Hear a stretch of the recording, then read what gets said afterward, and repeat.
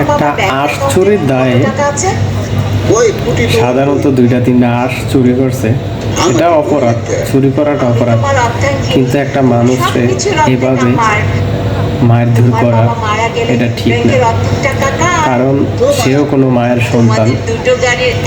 যারা বড় বড় ধরনের চুরি করে তাদেরকে মানুষ কিছুই করতে পারে না এবং করেও না, দেখলেও করে না।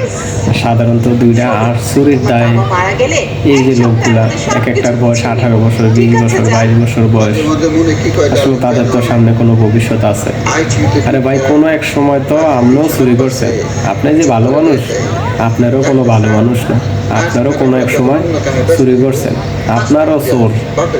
হয়তো আজকে ভালো মানুষ সাইজা গেছেন, ঠিক আছে, এরকম না করলেও পারতেন, সাজা দিতেন বা জরিমানা করতেন, চুপ হিসাবে সাইডা দিতেন। কিন্তু আপনারও ছেলে সন্তান আছে, যদি কখনো এরকম করে তখন আপনি কি করবেন? কে ফোন করেছে?